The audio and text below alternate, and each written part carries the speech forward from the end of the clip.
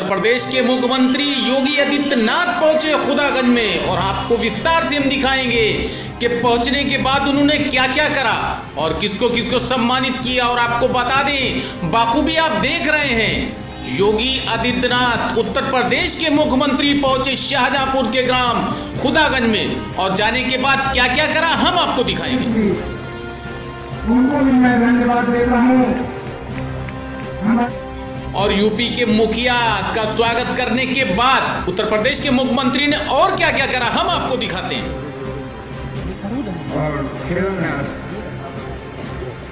लाभार्थियों को मैं मंच पर आमंत्रित करना चाहता हूँ। उन लाभार्थी आयुष्मान योजना के अंतर्गत कुल 15,125 लाभार्थियों को चिन्हित कर लिया गया है। गरीब दर्शों योजना के अंतर्गत जनपद में एक जनपद एक उत्पाद के तहत 33 लाभार्थियों को परियोजना स्थापित करने में चयनित कर लिया गया है। और सूबे के मुखिया योगी आदित्यनाथ ने यह भी बताया कि शाहजहांपुर में भी प्रोग्राम रखा जा सकता था नगर में, लेकिन उन्होंने खुदागंज में ही क्यों रखा, इसका भी कारण था। जिन्होंने लगातार इस बात को फोकस किया, जहां कहीं भी ये बात आती है वे इस बात को कहने से चूकते नहीं कि शाहजहांपुर तो अमर बलिदानियों की धरती है, उन्होंने देश को कुछ दिया है। और जब देश को कुछ दिया है तो आज शाहजहांपुर के विकास के लिए भी कुछ कार्य किए जाने की आवश्यकता हो तो सरकार को देना चाहिए। आज इसीलिए एक बड़ा संग्रहालय बन रहा है शाहजहांपुर में। शाहजहांपुर में संग्रहालय बन करके जहां पर पंडित राम प्रसाद बिस्मिल, ठाकुर रोशन सिंह, अस्फाउल्लाह खां के पूरे जीवन दर्शन को आने वाली पीढ़ी के लिए प्रस्तुत तो किया ही जाएगा, लेकिन वहां पर एक बहुत समृद्ध लाइब्रेरी भी होगी। अत्याधुनिक सुविधा से जुड़े हुए लाइट एंड साउंड के कार्यक्रम को हम उसके साथ जोड़ेंगे। काकोरी कांड को जीवंतता के साथ वर्तमान पीढ़ी के सामने प्रस्तुत करके मातृभूमि के प्रति हम भी कुछ योगदान दे सकें, इस प्रकार का भाव जागृत करने का एक केंद्र इन अमर शहीदों की स्मृति में बनने वाले संग्रहालय के साथ हम जोड़ने का कार्य करेंगे।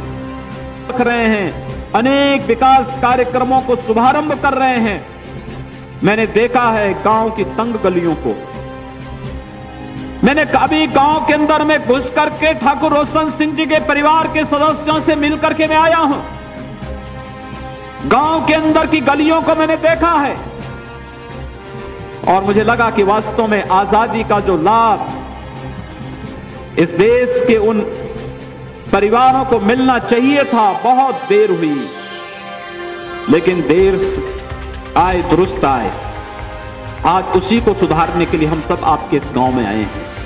अन्यथा कार्यक्रम तो शाहजहांपुर में भी हो सकते थे, अन्य मुख्यालयों पर भी हो सकते थे, लेकिन यह प्रेरणा स्थली है, आने वाली पीढ़ी के लिए तीर्थ स्थल है। यह देश जब भी अपनी आजादी के किसी दौर से गुजरेगी, जब भी इस देश को प्रेरणा के केंद्र के रूप में किसी एक स्थल को चयन करना पड़ेगा, देश के उन अमर बलिदानियों की भूमि पर, उनकी पैतृक भूमि से प्रेरणा प्राप्त करता रहेगा, इसमें कोई संदेह हमें नहीं होना चाहिए। और इसलिए यह प्रेरणा स्थली के रूप में यह धरती और इसको यही मान्यता देने के लिए आज उत्तर प्रदेश सरकार की तरफ से मैं आप सबके बीच में यहां पर उपस्थित हुआ हूं।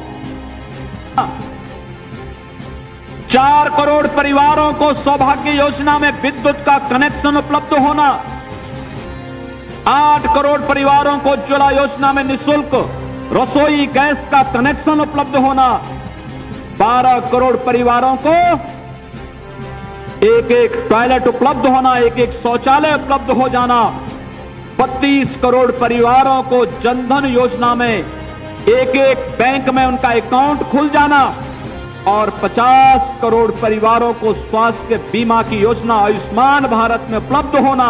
यह कार्य अगर किसी एक महापुरुष ने किया है, वह नाम है नरेंद्र मोदी। देश के यशस्वी प्रधानमंत्री नरेंद्र मोदी जी के कारण आज ये हो पाया। आप हमारे चैनल को सब्सक्राइब भी कर सकते हैं, जिससे हर नई खबर पहुंचे आपके पास।